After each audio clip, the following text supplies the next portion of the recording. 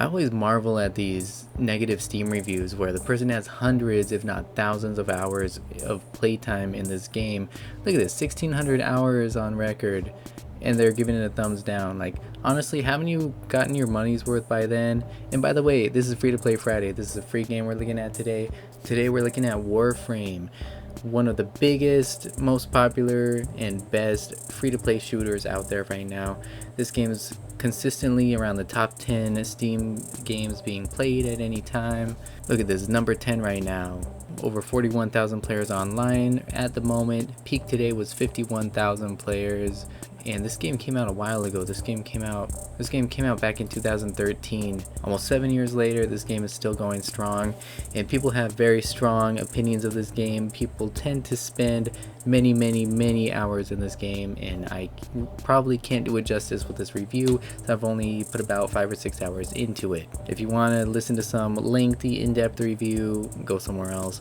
But in a nutshell, this is my experience as a new Warframe player in 2020. Here's what you can expect when you jump into the game. Warframe is an online multiplayer third-person shooter. It kind of, it feels and looks a little bit like Destiny and Destiny 2, but it is a third-person game, and you're basically this superhuman ninja. So you have all kinds of cool, mobility, kinds of cool moves you can do, like wall running and double jumping and diving and gliding through the air, Max Payne style, guns blazing while you're slowly gliding through the air. Super cool. You have guns, crossbows, flamethrowers, battle staffs and swords, and all kinds of different weapons. You can even customize and craft new weapons with components that you find along the way. And I think this is where a lot of the grindiness of the game comes in, where people are trying to craft and level up new weapons and also earn new skills for their character. You can choose from like 30 different types of characters and then customize the heck out of each one of those. Not just visual appearances, which is cool. You can change the colors of your character as well as your spaceship, but you can also earn and level up different kinds of abilities to just customize your character like crazy. And the same goes for the weapons. So much customization in this game that it's no wonder people really get into it and spend hundreds and hundreds of hours on this game working on their characters and their weapons and whatnot. So when you first drop into this game, you go through a few little tutorial training missions to really kind of get the feel of how the game works, and it's fun. I didn't instantly feel really a connection to any of the characters or the world or the lore here, but it didn't really matter. I felt like a ninja, and I was just blasting through bad guys and slashing the heck out of bad guys. You can play the game really kind of however you want, whether you want to take your time and try and kill all the bad guys on the map, or you can just rush through the whole thing guns blazing. You can be sneaky about it. However you want to play. I spend most of my time playing solo.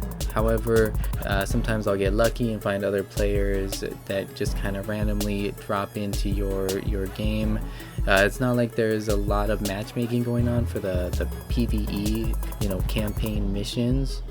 You get whatever you get. If there's someone else looking to play the same level at the same time, then you're going to get dropped into a server together.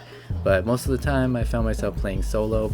From what I hear is that the later missions have more players and you're more likely to get teamed up with people on the later missions, but I haven't played that far into the game. As for the PvE campaign, you have a number of different planets to explore. Each one has a ton of different missions on it.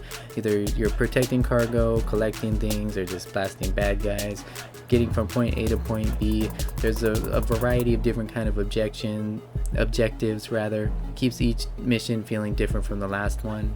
This is a long game, and the campaign mode I think is a good 50 hours or something to get to the end game, and from what I've heard is that it takes you a good 20 hours just to get into the meaty part of the story, and I just didn't have that kind of time. But from what I played, I really enjoy it. I love the mechanics, I love the movement, just the way it feels, blasting the heck out of tons and tons of bad guys and doing your ninja moves, gliding through the air and using different power-up special abilities and things.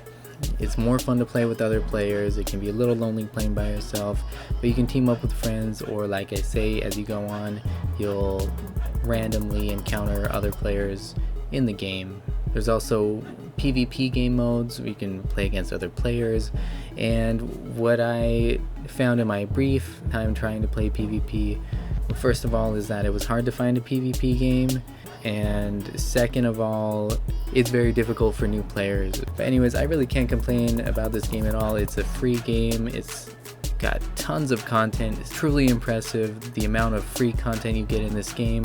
To my knowledge, what I've looked at is that the only premium items that you pay for are just cosmetic. You can definitely earn everything that you need in game.